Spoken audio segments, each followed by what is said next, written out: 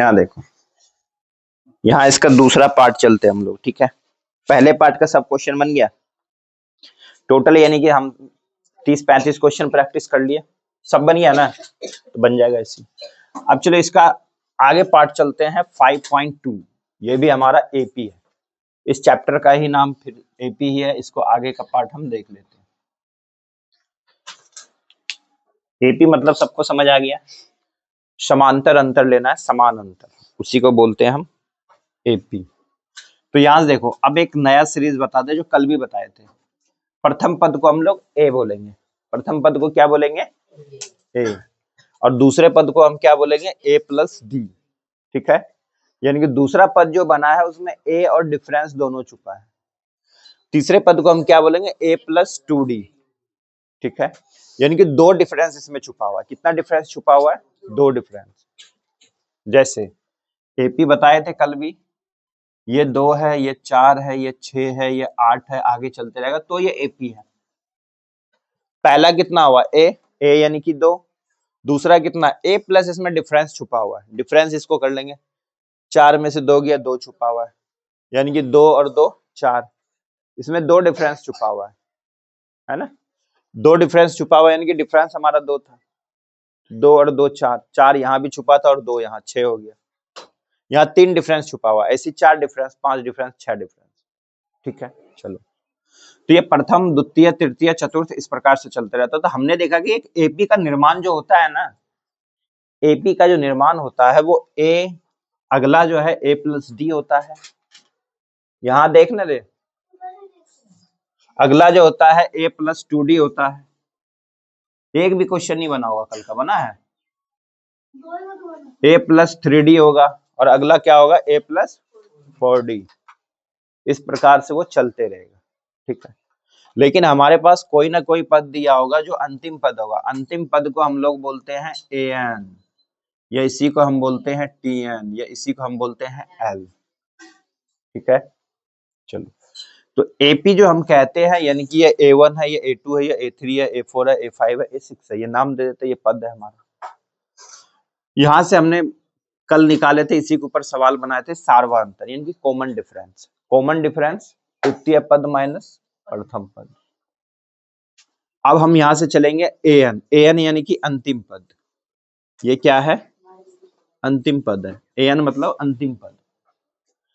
तो अंतिम पद बराबर हो जाता है a plus n minus 1 into D, ठीक है। ये हमारा क्या होता है, अंतिम पद, इसी को हम tn कहते हैं, इसी को हम l कहते हैं। यहां तक सीख गए। एक तुम्हारा इस टॉपिक में आ जाता है साधारण ब्याज, जो तुम 8th क्लास में पढ़े होगे। साधारण ब्याज के ऊपर भी क्वेश्चन आ जाता है, तो यहां से ये भी याद कर लेना फॉर्मूला। यहां से साधारण ब्याज में जो होता है ना, तो हमने पढ़ चुके हैं, पीआरटी होता है ना, प्रिंसिपल होता है, रेट होता है और टाइम होता है। तो साधारण ब्याज में क्या हो जाता है, मूलधन, जो भी धन हम उधार लेते हैं वही क्या कहलाता है, मूलधन। तो मूलधन गुना दर गुना समय बटे में क्या होता है, 100, ठीक है।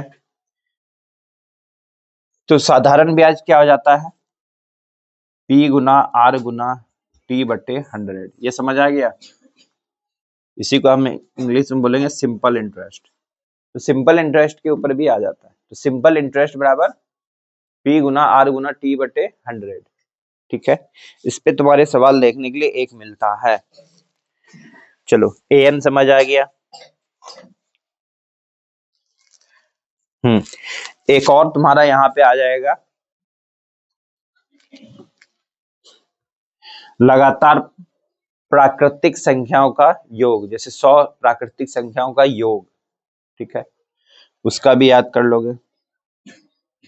तो यहां से हो जाएगा, लगातार आ जाए प्राकृत संख्याओं का योग।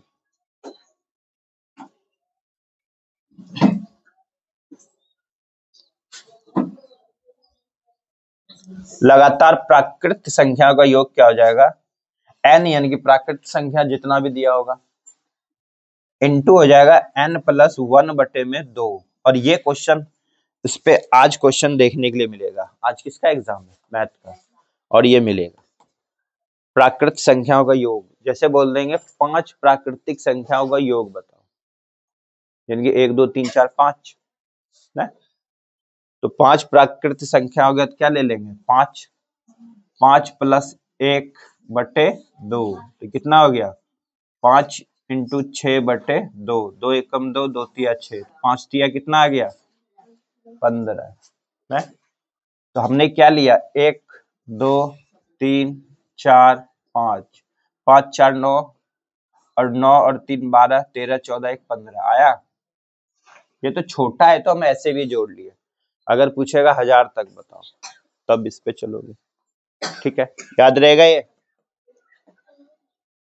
प्राकृत संख्याओं का योग n इंटू एन प्लस 1 बटे 2, नहीं याद रहता ना, वो कभी मुंडी नहीं कभी हाँ हिलावे।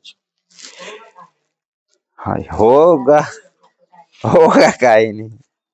चलो ठीक है, अच्छी बात है, चलें अब इस पे सवाल चल लें। चलो अब इसके सारे सवाल बन जाएंगे, तो 5.2 के सारे सवाल बना के आने, समझ आएगा, इतना अगर समझ आएगा सब बन जाएगा, बन जाता है ना। कितना सवाल अटकी थी, 2 3, चलो मिटा दें, दिखाओ तो।